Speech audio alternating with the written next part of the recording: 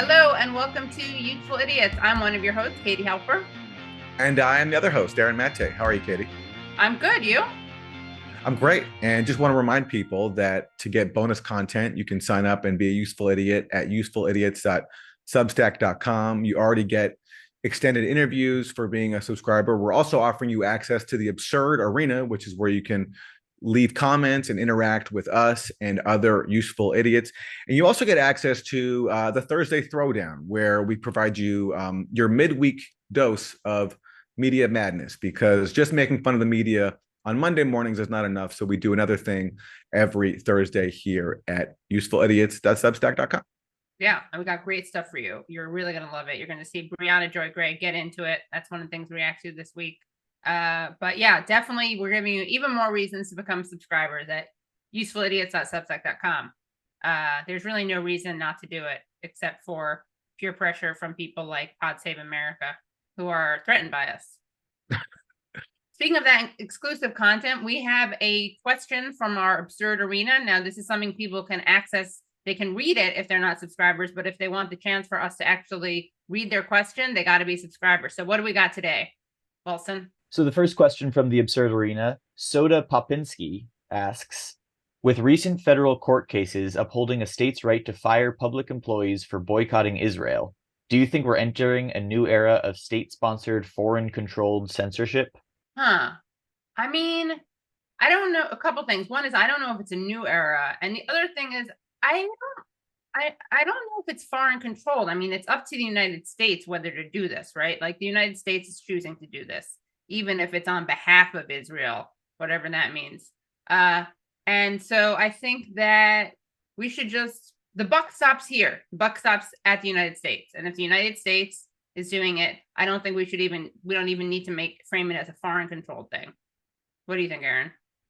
Yeah, I think that's right.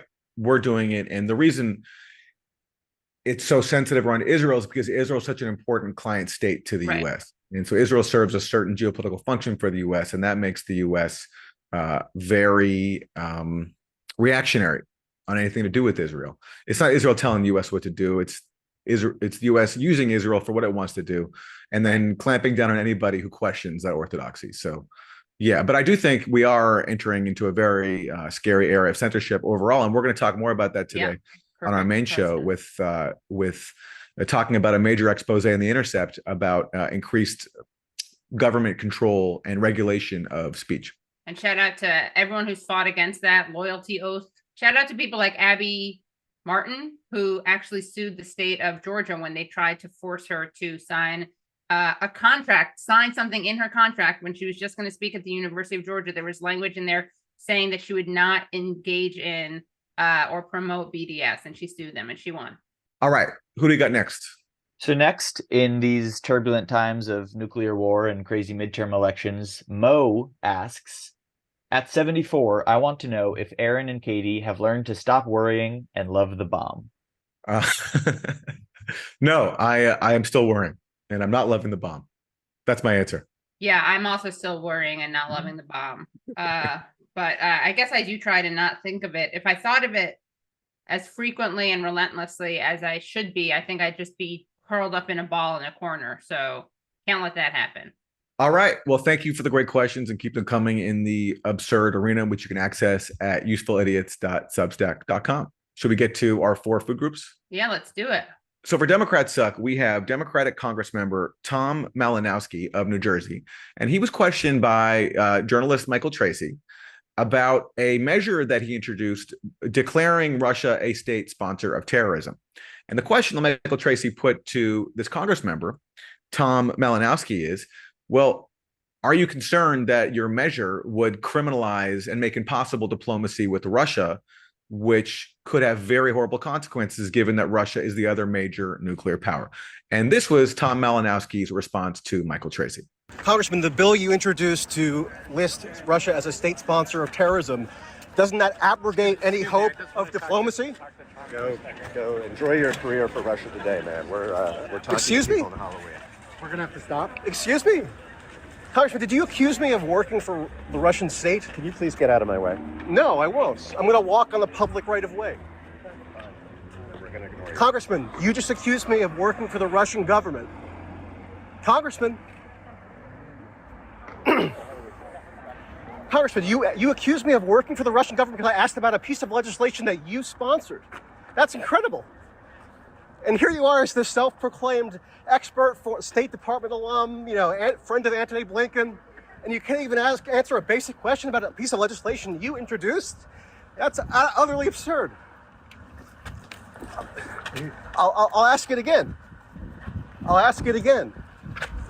Doesn't your legislation to make Russia a state sponsor of terrorism along with Cuba and North Korea and Iran, doesn't that abrogate any prospect of diplomacy, Congressman? It's amazing you would think that would have to be a question backed by the Russian government. Wow, that's even more pathetic than I could have imagined. Unbelievable. Wow. Ask a Congress member about a piece of legislation that he is sponsoring, and he will accuse you, if he doesn't like the question, he'll accuse you of working for the Russian government. That's so disgusting. Yeah, but also funny too. It is funny, but it also is infuriating that people are used to getting away with this, and they do get away with this. And this is the type of stuff that you, Aaron, in particular, are always talking about, which is the Russiagate narrative being weaponized. You're just allowed. It's just such guilt by association. First of all, he's not even at RT. Yeah, no, Michael Tracy has never worked for the Russian government, and neither have I, but that doesn't stop us from being accused of it. Right, accused of it, yeah. But I mean, even if let's say he did work for RT, that's still a reasonable question. But he doesn't work for RT, which makes it all the more ridiculous that you just can't. And the truth is, you can't answer that because the question to that is obviously yes.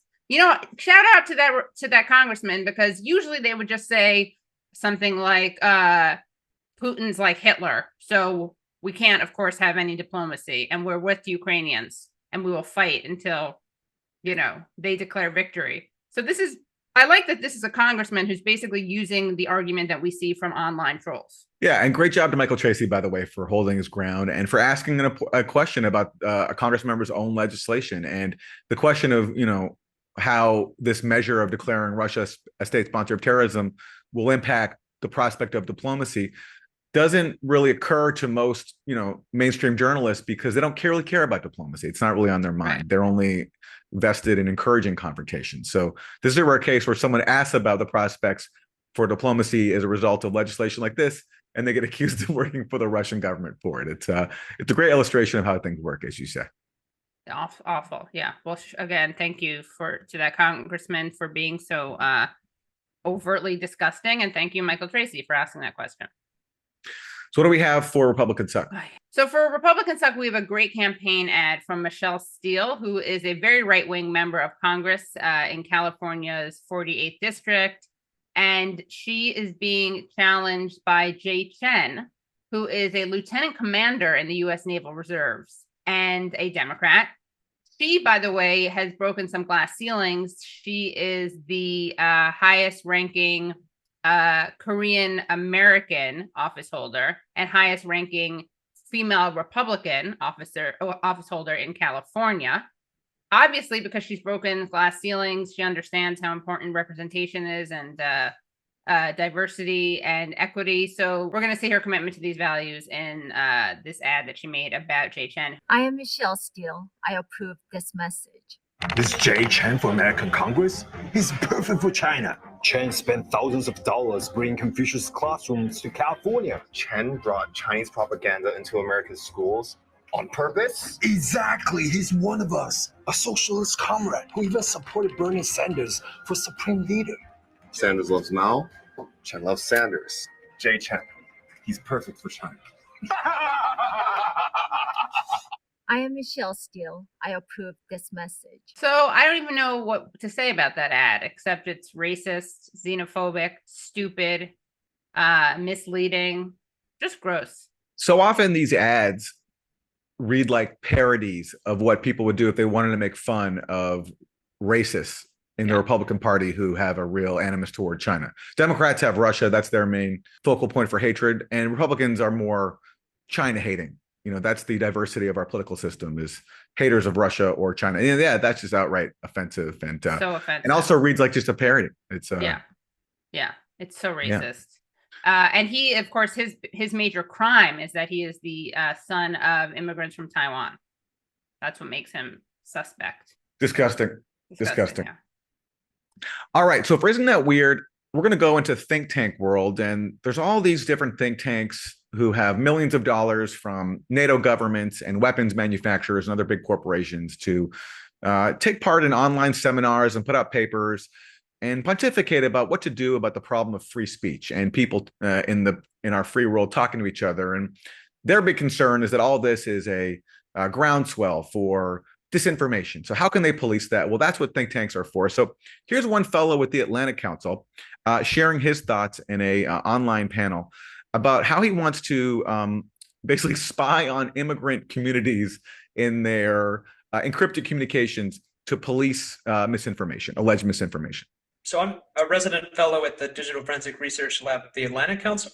If we had unlimited resources, one of the biggest shortcomings that exists in study of disinformation in the US context is lack of good monitoring of what goes on in encrypted platforms, particularly WhatsApp, to an extent WeChat.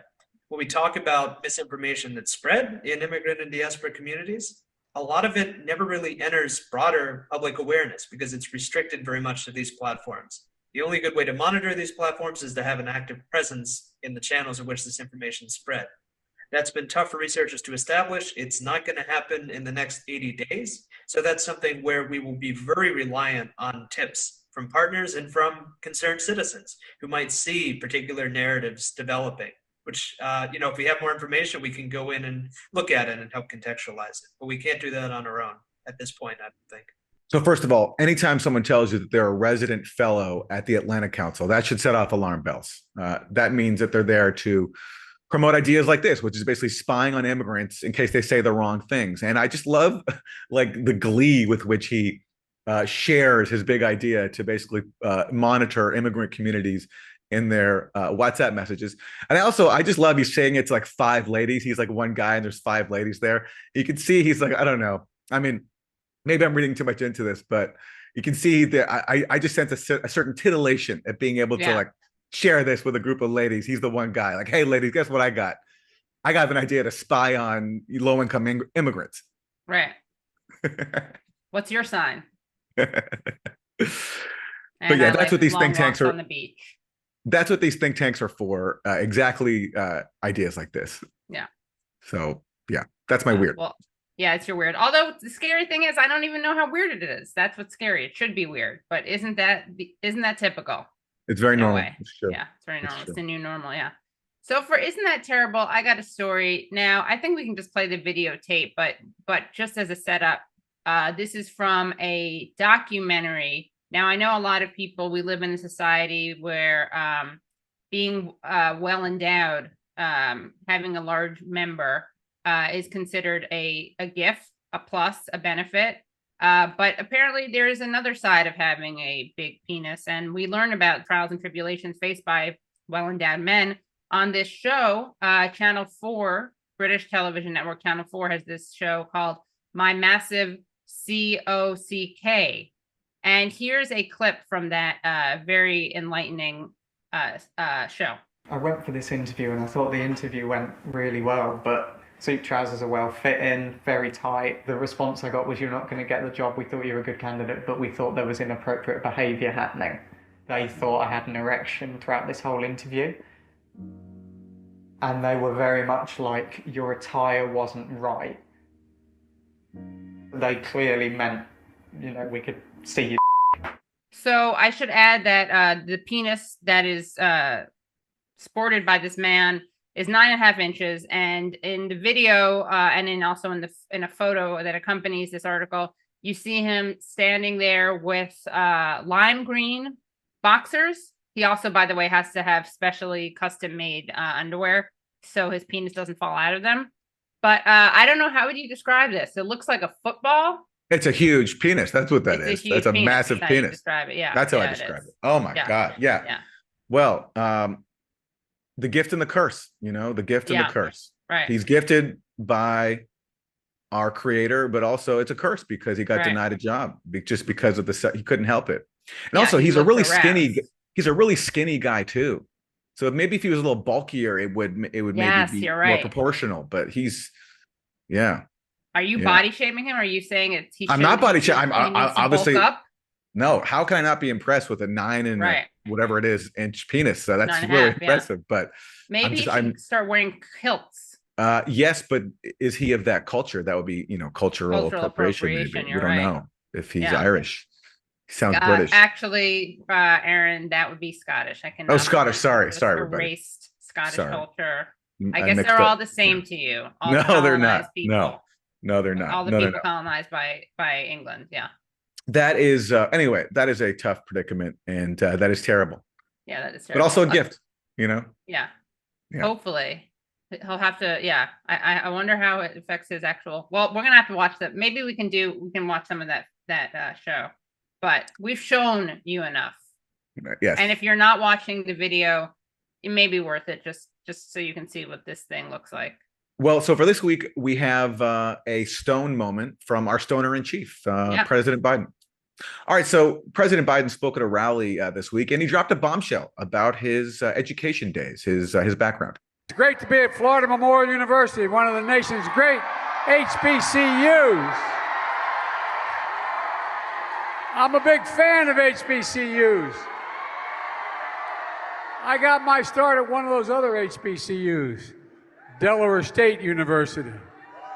Okay, that's pretty good, man. Anyway. Okay, so HBCU, as people probably know, historically Black college or university. So Biden, I guess, I don't know what happened exactly. Either that university was actually a HBCU and we didn't know about it, or he forgot, or he's lying. What do you think? Or he's just joking? Well, recall he said that during the 2020 campaign that if you don't vote for Biden, then you ain't Black. That's what he told Charlemagne, right? So he's drawing on his fictional history at an HBCU to make that judgment.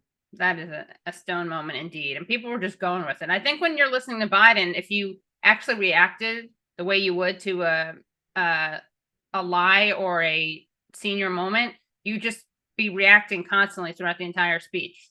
You'd be like, what? Huh? So people just roll with it, or else they'd have to constantly interrupt him.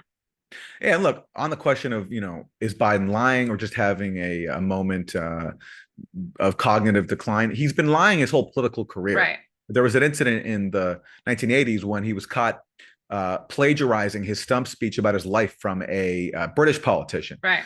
So I'm going to go with lying and just having a predilection for making things up without even knowing what he's doing, possibly. I think that's a realistic assessment. That's a fair assessment. Yeah. When Debbie and I passed this law, it included everybody, not just seniors. And so what happened was we said, okay, you know how much it costs to make that insulin drug for diabetes? Cost. It was invented by a man who did not patent it because he wanted it available for everyone. I spoke to him, okay? So that's Biden speaking in Florida, saying that he spoke to the man who decided not to patent insulin because he wanted it for everyone, which is very admirable of this person. And Biden says he spoke to him. But the only problem is that Dr. Frederick Banting and Professor John James Richard McLeod, who were awarded the Nobel Prize in Medicine in 1923 for their 1921 discovery of insulin, died before Biden was born.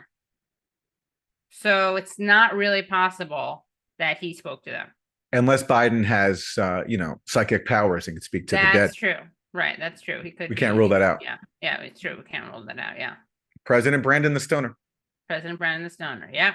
All right. We have a great guest this week. Yes. We are so excited to be talking to Ken Klippenstein. He is a DC-based investigative reporter who focuses on national security. He's also an avid Freedom of Information Act requester. He is at the Intercept, and prior to being at the Intercept, he was the nation's DC's correspondent. And Ken has a new article that he co-wrote along with Lee Fang. It's called Leaked Documents Outline DHS's Plans to Police Disinformation. DHS is Department of Homeland Security. All right, let's go to Ken Klippenstein.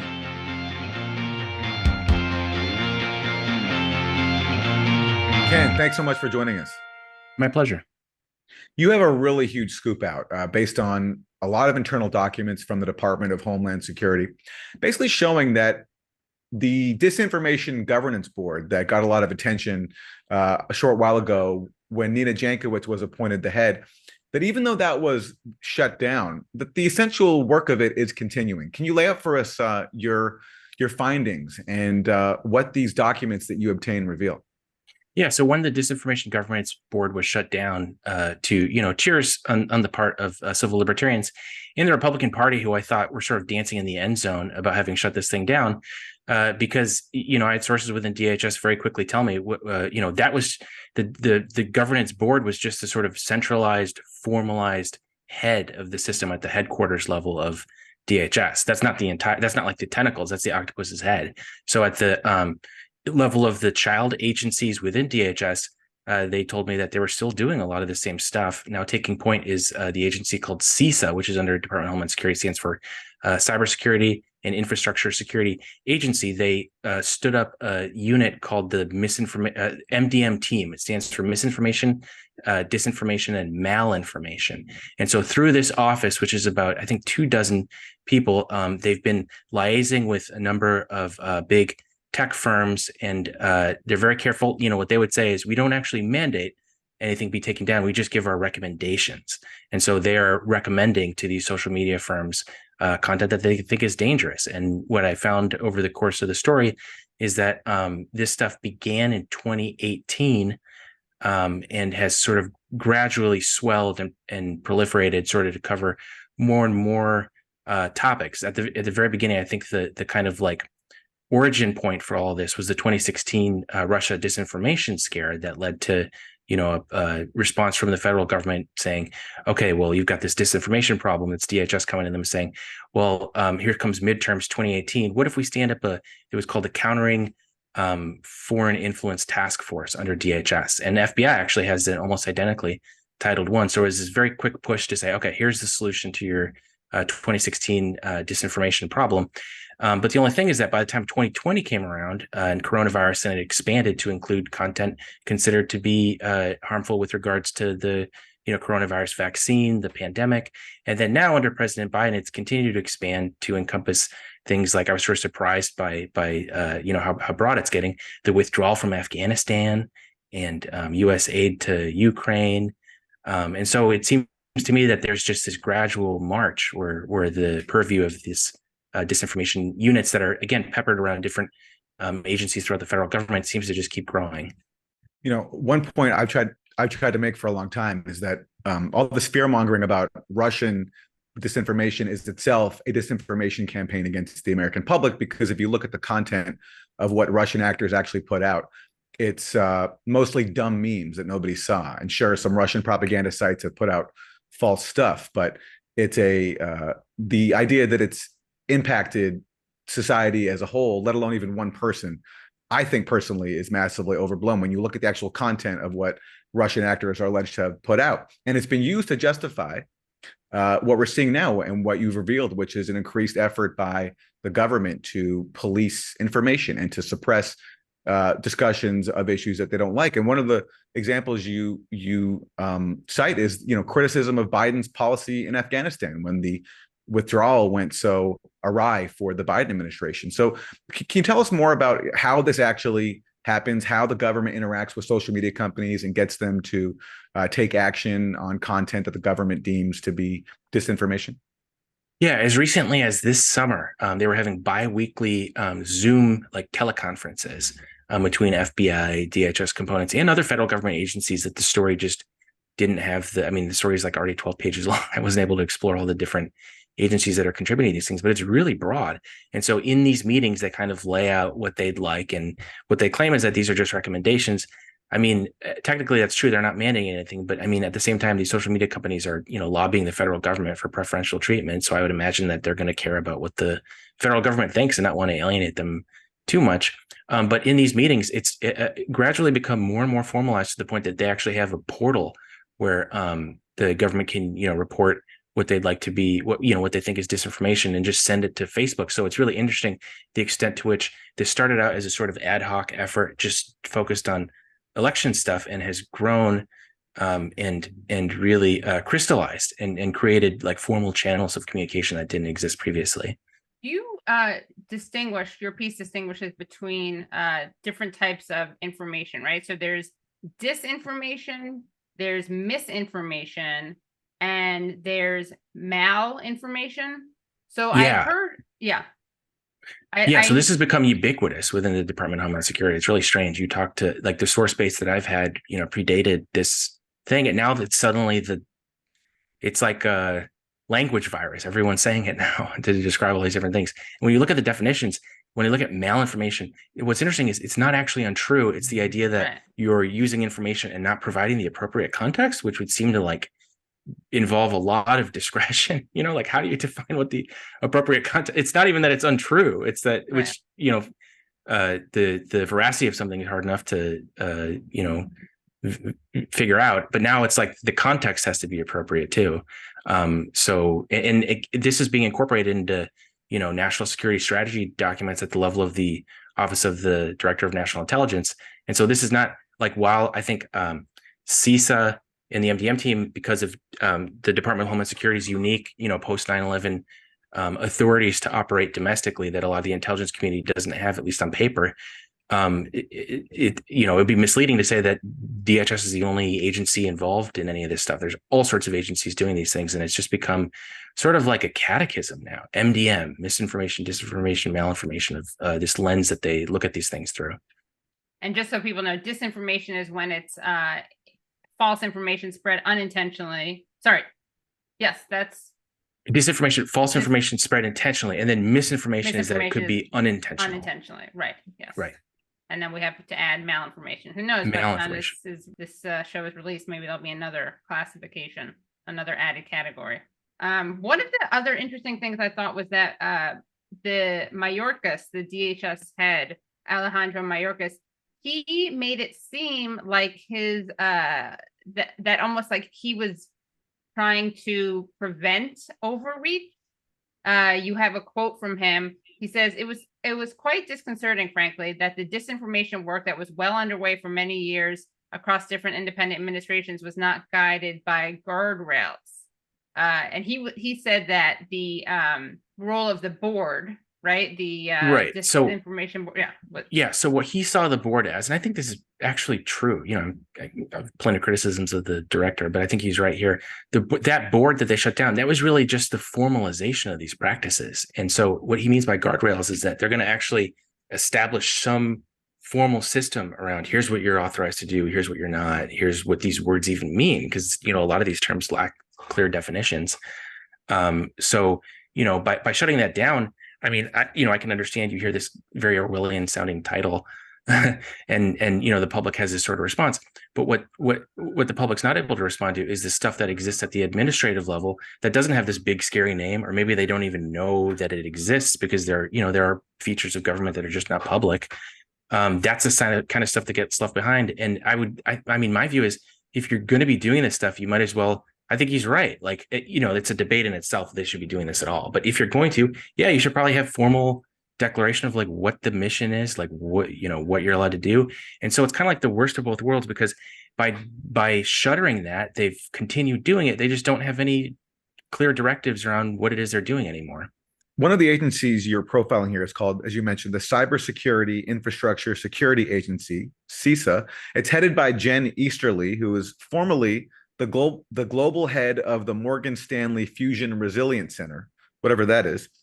And your article quotes someone named Jeff Hale, who is the director of the Election Security Initiative at CISA.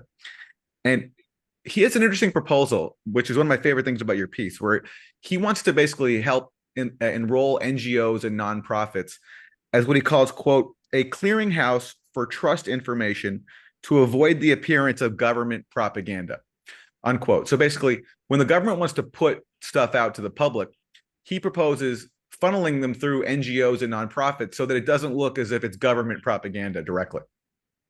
Yeah, that's exactly right. That's sort of central to this whole debate. I mean, there's different versions of what this, I don't know what you want to call it, content moderation can look like. So what we have now is like government involvement with it, which I think people, rightly have a very acute response to.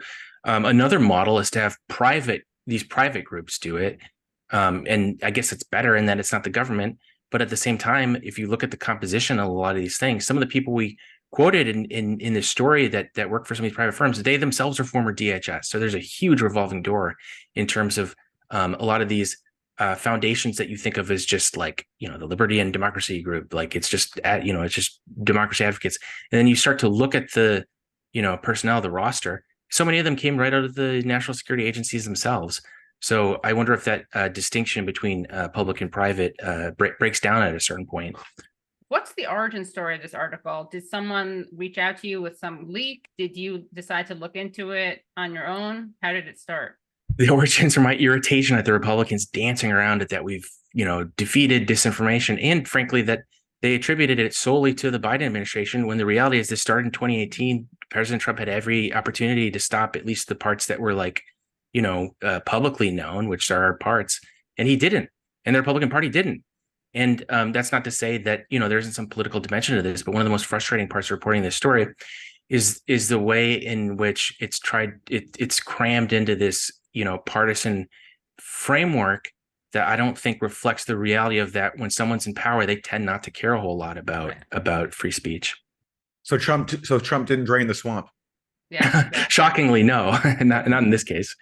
One of the other revelations you have is that there was a proposal to basically consider countering information that's put out there that discourages trust in the court system and the financial system. Right.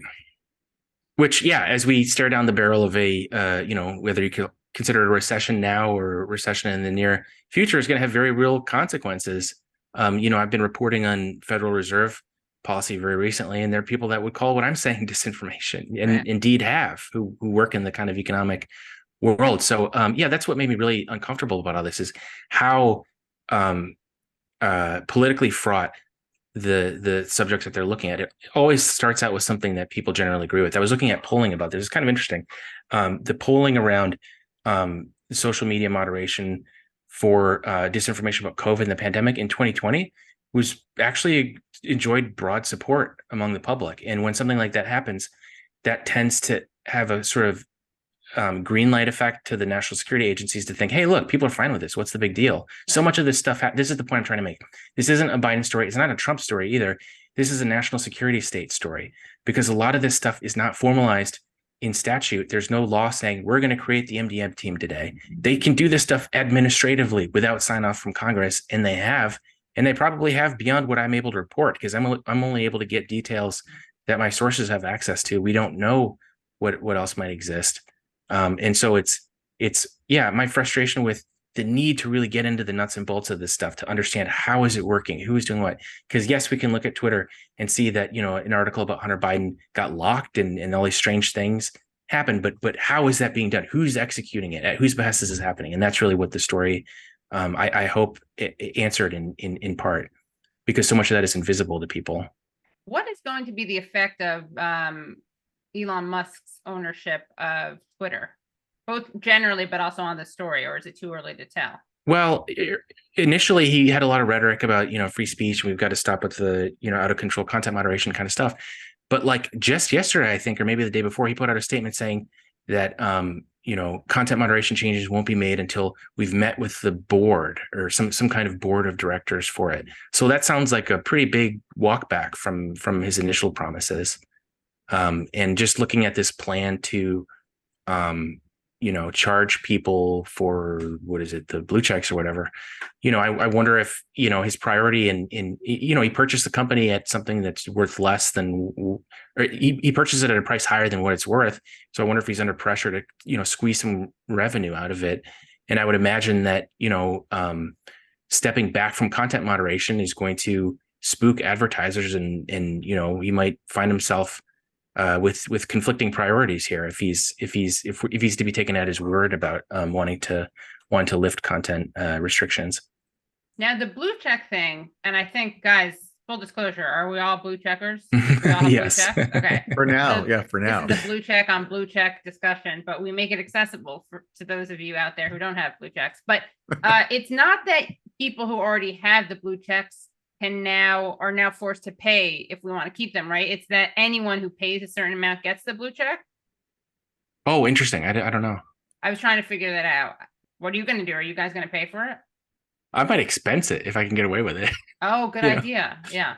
I'm torn. I like the blue check, but I just would feel like a loser paying for it, I think. Right. Yeah. But it's a personal decision. I wouldn't judge anybody for continuing it. For me, Right. it's just to keep a blue check next to my name. I don't know. It's tough. It does provide some benefits, but yeah. I'm not gonna lie though, there's a very classist blue checkist way that Twitter set up where you can check. Don't you all do this? You check your ats, your normal ats, and then you check your blue check ats. Yeah. Well, there's something to be said for taking that away, because who wants to live in a I know two-tiered system? Right. No, I agree. Yeah.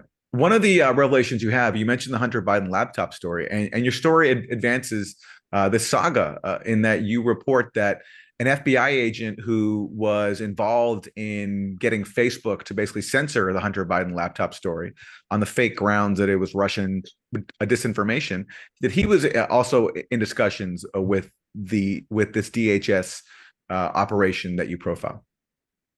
Yeah, and you continue to work there, which I was sort of surprised by, because you would think just out of partisan considerations that they wouldn't want to antagonize the right by risking having this come out. But it shows how little there is in the way of changes to these things when something goes wrong. As I remember, it was all of these senior intelligence officers signed a letter saying that they believed.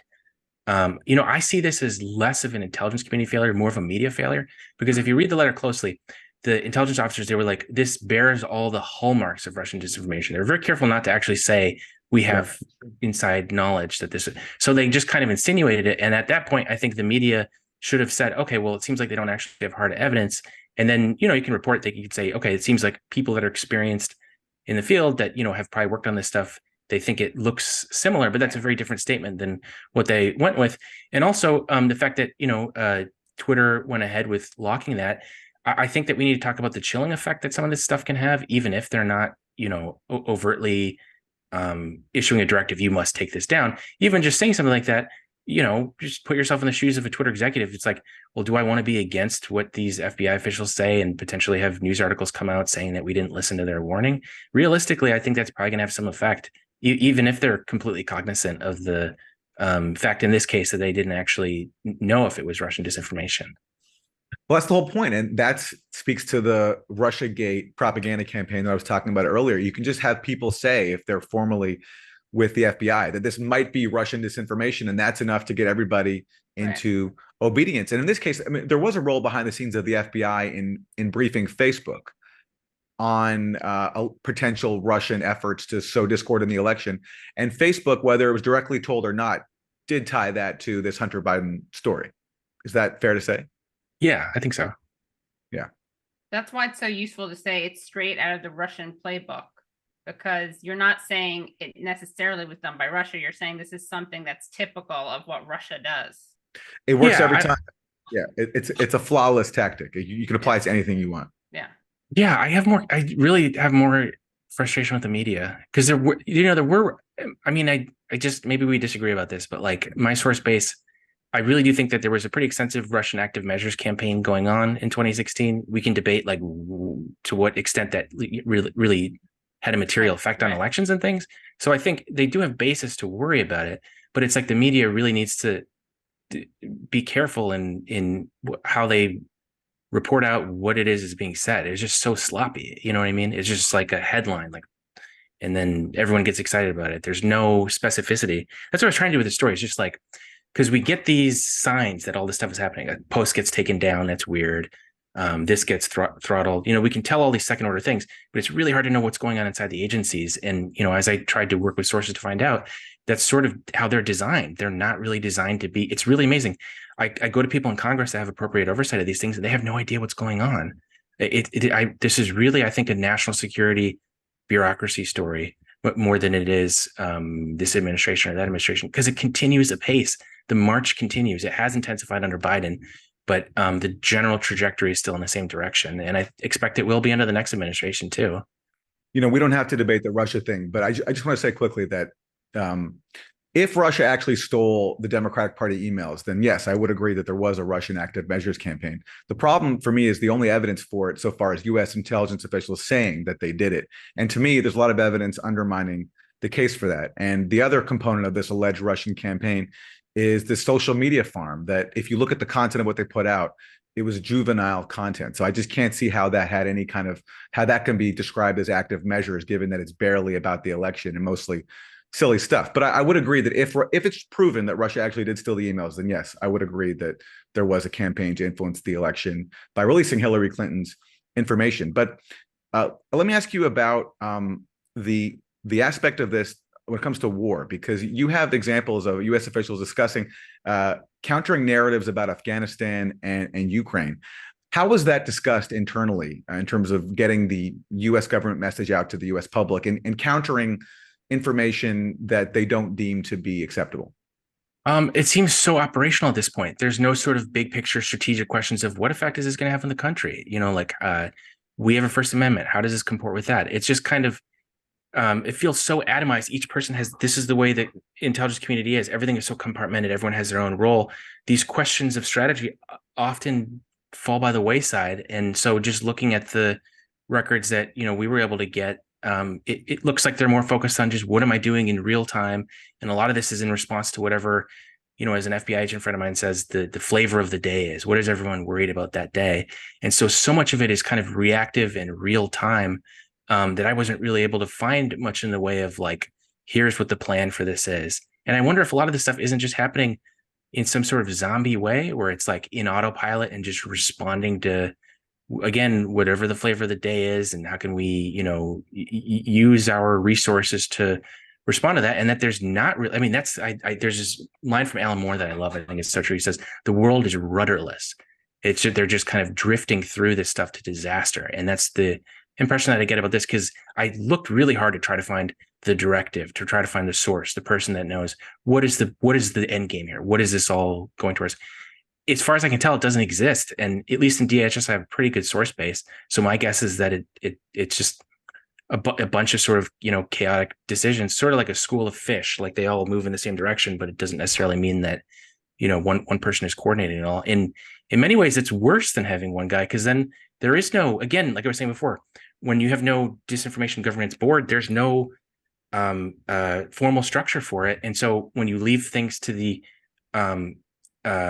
discretion of the people at the operational ground level, as I think the documents show is happening, all sorts of crazy things can happen, because it's just one guy trying to decide what is the right thing to do here, instead of having the checks and balances in place that a bureaucracy is supposed to provide. So you're saying bring back Nina Jankowicz? Yeah. That's exactly what I'm saying. And someone should tell her that, because she keeps tweeting. I can't remember if it was her or Easterly. One of them is tweeting about me right now. Uh-oh. Are they happy with your story, or they didn't comment? They didn't comment when we provided a response, and then it was like a 40 tweet long thread response, and it's kind of like, well, I wish you commented. We could have put that in there. Oh, you asked them for a response. They didn't respond, but then they responded on Twitter. Exactly. Yep. So what was like the scariest, you think, most damning discovery? I was most concerned about the political direction that these things are going. This is the traditional, argument of civil libertarians, is that, it starts out with stuff people broadly agree with, people we hate, Nazis, child molesters, so on and so forth. And then it invariably drifts, and it just feels like that's exactly what's happening here. I would say the withdrawal from Afghanistan struck me as both sort of absurd, because I don't think I've ever seen any disinformation about that. I don't really see anyone talking about that. And the context of this is that the Republicans are going to take the House, and they've been perfectly open about that. We're going to stand up a number of investigations into the Biden administration. One of them is going to be about the Afghanistan withdrawal. And so, I look at that, and I don't have like proof that like, here's why they're including it here, but I have to wonder if it's, trying to cover themselves for, stuff they're worried about coming out with regard to the withdrawal, because it's just like, at least in the case of COVID and things like that, I'm sympathetic to the argument. It's like people are posting things that, have material effects in the world. Someone might die from being misinformed about something. I am sympathetic to that, but that's a very different case than what we're drifting towards And the reality is there's always it seems very hard to hold something in place with just these very conservative cases and not have it expand into these other domains, as we're seeing now. And have you seen anything related to the war in Ukraine? So in the quadrennial Homeland Security review, which is something they put out, as the name would suggest, once every 4 years, it's kind of like their big capstone document for what the vision and strategy and direction of the department is. They listed that as one of the things that they're concerned about, disinformation regarding U.S. aid to Ukraine. And another very, politically fraught topic. You can talk to, as I have, people in Congress that are concerned about, are fully supportive of the aid, but are worried that there's not appropriate oversight of what it is. I mean, there's a whole continuum of ways that you can, debate and discuss this kind of thing that, it makes you very uneasy that they're starting to include these things. And then also what that suggests about what it's going to look like 2 years from now or 4 years from now, if this is the direction in which things are going. What do your sources and civil liberties advocates tell you about what should be done to address this? Is it simply just a matter of more congressional oversight, or is there more regulations that needs to happen of big tech so that they're not susceptible to government pressure and government interaction in this way? That's one of the most interesting parts. My sources who are not politically copacetic with me, there's a lot that we don't agree on in the national security state very often. Something we do agree on is that they hate doing these things. I include in the story a couple of examples of FBI agents who were taken off of the counterterror or the counterintelligence beat, tracking foreign intelligence services, and being stood up in these temporary sort of emergency offices they made in the wake of the George Floyd unrest in 2020. And so they're assigned to follow some person with 12 Twitter followers who's posting obviously ironic memes. And as I start chatting with the guys, they're saying, I'm making a lot less money than I could in the private sector. I think the sincere belief, whether this is accurate or not, is that they're helping the country. Like, I do think that the kind of patriotism thing, I think that's largely sincere. And so that's where the frustration comes from, because they're like, it feels like they've never worked one of these jobs where it's like, it's just a bunch of bullshit and you kind of get through it to get the paycheck at the end of each week. So, they want to believe in what they're doing. So they're like, I'm tracking this kid around who's like shit posting, and my boss has no idea what irony is or like what the online culture is. And so it's like, oh my God, Commie Kid 6ix9ine says he's going to do so-and-so. It's just a national security crisis. And there's a lot of dissension within the ranks, at least the ones that talk to me, about just the advisability that this is like, even presupposing that there's like a disinformation is something the government should be involved in, which is a big presupposition, saying like, what are we doing here? This is like, what is our value add? So there's definitely a lot of skepticism. And it's interesting because it's like when you have on cable news, they have a tendency to have these 4-star generals, 3 stars, assistant directors. Those attitudes bear as much in common with the people at the operational field level as Jeff Bezos does with the guys in the Amazon warehouses. There's no resemblance. They have completely different attitudes. Unfortunately, you never get the rank and file guys. Like some of the people I'm quoting this, they're not particularly junior. It's just that they're not like C-suite.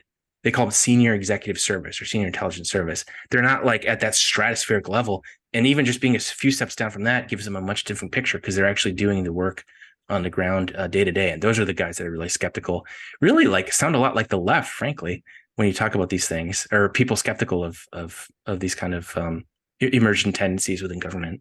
You said that you didn't have room in your piece to include everything you wanted to include. So take this opportunity. What else is there that you didn't have time to get to? So broadly speaking, I think what's going on here is that the war on terror is kind of being wound down as you're seeing the withdrawal from Afghanistan and the shift towards like great power competition in the form of conflict with Russia and China.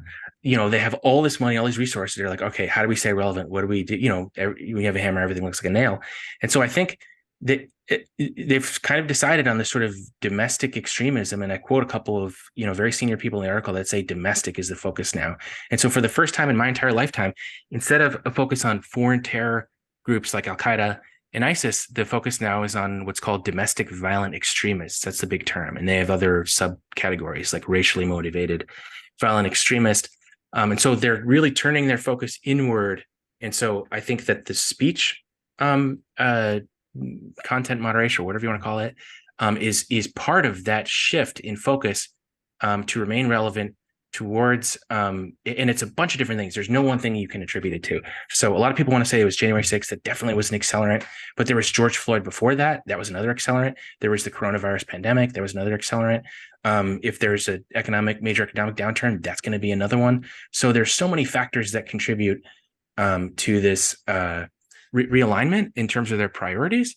But I think we have to be very careful, because it's like, U.S. persons are supposed to enjoy certain rights. And so there are a lot of civil liberties questions that I think, in the context of, again, fear that I empathize with, like the coronavirus was a scary time. And like, to give you an example, I had a lot of leftists angry at me because I thought, well, we don't have the government infrastructure to get assistance out to people. Is it the worst thing if we have the National Guard doing it? I do think these are sort of complicated questions, but the problem is when the emergency state has sort of subsided, the processes are still in place, and there's never any. Just to give you guys an example, I do a lot of FOIA, and so during coronavirus, due to the Freedom of Information Act requests, you can request records from the government for public disclosure, and during the pandemic, they said due to social distancing and people working at home, we just don't have the resources to be able to produce your documents under FOIA. That's still in effect, even though the pandemic has been 2 years now. So it's like these emergency states that like you can even be sympathetic to. It's a lot easier to invoke them than it is to roll them back. Yeah, and like on the point about the National Guard, especially early in the pandemic, when you had elderly people unable to get groceries, someone had to deliver them their food. And so why not deploy all the resources that you can to? That's what I thought. Like, I don't like it, but it's kind of like we have a very capitalist country. Like there's very little in the way of resources. One of the only institutions we really fund well is the military. So I do think it raises a lot of, difficult questions. The problem is, moving on from that and saying, okay, we're in another period now. Let's go back to how it was, or how do we adjust this? You also have a piece that you wrote with Jim Risen. If the CIA thought Putin would quickly conquer Ukraine, why did they get it so wrong? Can you talk about what you found there? Yeah, massive CIA incompetence. And we provide some historical examples, the failure to anticipate the collapse of the Afghan government, which was just extraordinary because even I understand countries like that are very complex and there's all these cultural dynamics and things that are difficult for a Westerner to appreciate. But just at a glance, couldn't you tell that the Taliban was gaining a lot of ground? Anyways, the fall of the Berlin Wall. And so I don't know, this is just solidly in that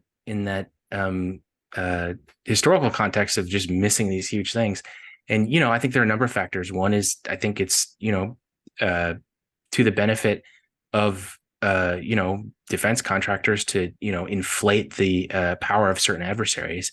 I mean, what was the impression coming into this? The Russians are 10 feet tall and they're going to take Kiev within, I think what my sources said and Jim's sources verified with him was that they were briefing Congress that Kiev would fall within 48 hours.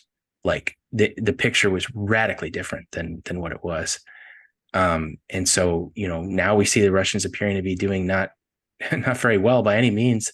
And so to see the CIA kind of take credit for what transpired was sort of irritating to me, just because they got the initial part so wrong and then just immediately move on to look how great we're doing with these train and equip programs, and kind of glossing over the huge error in the beginning that informed a lot of U.S. policy. I mentioned in the story, the White House was so concerned about how quickly the Russians are going to, blitzkrieg through everything, that we actually withdrew our clandestine assets from the country and moved a lot of them, I understand, to Poland.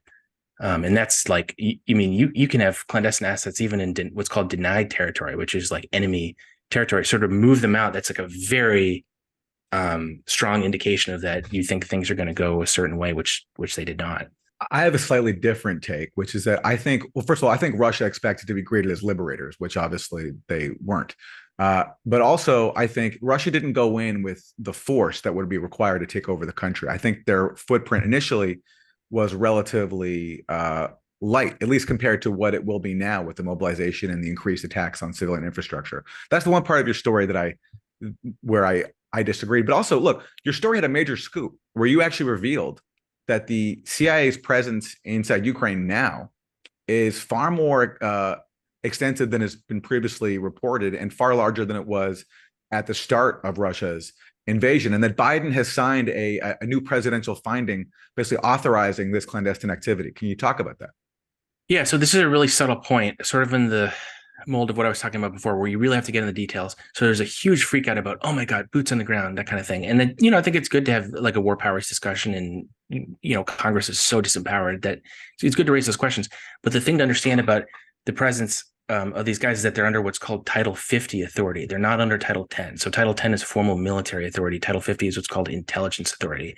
And so we have intelligence assets everywhere. We have them in, Iran, probably some in Russia, so that's something that's just kind of like, there's a baseline of that. Like, that's not to say that they have as many as we have in Ukraine now, nor that we shouldn't be talking about it, because to my knowledge, nobody had reported that, even though, I mean, if it's secret, it wasn't trivial to find out, but like, I would guess the guys at the Times and things know it. I don't know if they just don't want to feel like they're hurting the war effort or whatever, but in which I don't understand, because the Russians, that's what's so frustrating about a lot of the secrecy around these things, is if I can find it out from my sources, the Russians definitely know, so it's like a lot of secrecy is secret only to the public.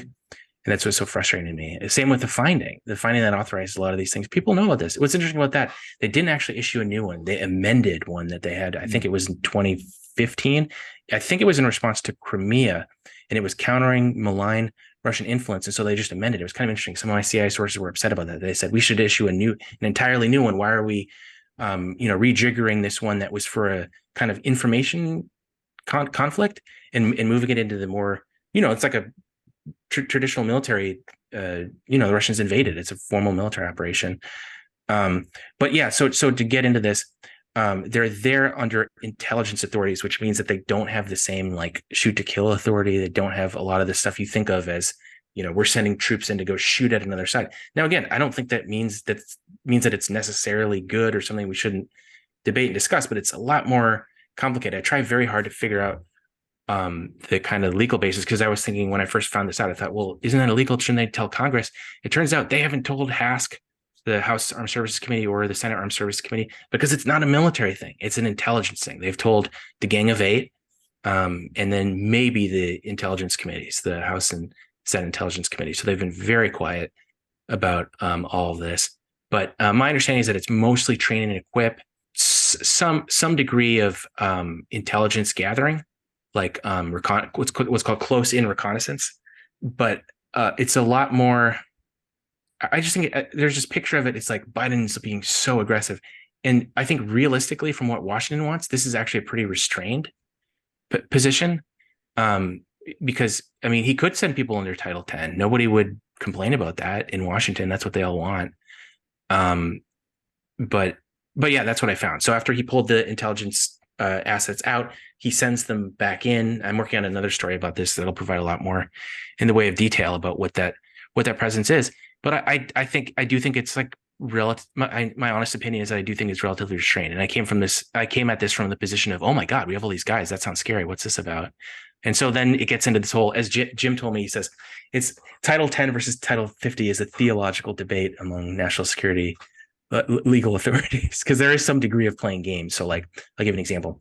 A lot of CIA, what's called ground branch, it's kind of their version of special operations. They themselves are former JSOC or former special forces from the military. So they retire them from the military, put them under a CIA task force. Voila, they're no longer military, they're intelligence. So there is a bit of a blurred distinction between these groups that can be taken advantage of, but it is so much more complicated. And I think there is a lot of anxiety. So my understanding from friends in the CIA about why they didn't issue a new finding is because that was a restraint thing. They don't want to inaugurate, what they feel would be like a more direct confrontation with the Russians. So they thought, well, maybe we can just adjust a previous finding and keep tensions lower than they might be. And I think that's also the reason that they're sticking to Title 50 instead of Title 10. But, I mean, they're able to operate out of Poland to such an extent that it's probably not, a lot of it isn't necessary. They do have a lot of Title 10 NATO personnel in Poland that they can, get things in country from very easily. So that's probably part of the reason too. But sorry, I don't mean to discourse on arcane legal stuff, but just no, that's all really important to understand. And you guys revealed something very big, which is that the presence in Ukraine, U.S. presence, is larger than previously known. And whatever the size of that is, it's important to get that out to the public. It was a big scoop. Thank you. Anything else? Any final words? No, it was nice doing this because so many of the interviews are like 3 minutes long and I can't really get into the context, and this really is a nuts and bolts sort of, I think if we want to have a solution to this, people need to understand how these institutions work. Like I was trying to describe before, the different agencies that they have. So they've got the Foreign Influence Task Force, which was turned into the misinformation, disinformation, malinformation team. You've got the Foreign Influence Task Force within FBI. You have things happening at the component level. I mentioned the story. Secret Service has its own countering disinformation responsibilities, authorities, whatever you want to call it. So does the Customs and Border Protection. I think ICE does as well. Science and technology, part of Homeland Security, does. So this is like a huge burgeoning thing. I'll give you guys an example. In I think it was 2019 or 2018, a friend of mine who retired from CIA told me, he said, I think I'm going to get a job in disinformation. And he never took that stuff very seriously. So I was like, why is that? And he says, there's just so much money in it. There's contracts coming out of everyone's ears for this stuff. And he didn't even believe in it. He was just kind of like, I mean, it's the easiest thing for me to do at this point in time until I find something that I care about more. And I think that's reflective of just the change in like the value system. Like this is really big business at this point, Yeah. Final question for me is, so Lee Fang, who you wrote this with, he gave an interview to Tucker, and of course he's been getting a lot of shit about that. But I was wondering if you, or maybe you can't speak for Lee, but has anyone at like MSNBC or CNN or any of those mainstream outlets reached out to you guys to have you on? It's been interesting. I think the response is less partisan than people think and more like establishment versus independent media. Because I've gotten plenty of requests for interviews from indie media, both left and right. It feels more like the kind of like Washington Post. Although I guess Ross Douthat, Ross the boss of the New York Times, he did a thing on it. But he's obviously a conservative commentator. So I would guess at the establishment level, maybe it has more of those partisan characteristics. But it really does feel more indie versus not, like which says something and is why people should support indie media. Yeah. Amen. Ken Klippenstein, investigative journalist with The Intercept. Thanks so much for joining us. Thanks, guys. Thank you. Should we list your number so people can give you leads? Yeah, sure. All right. We'll put it in the description. Thank you.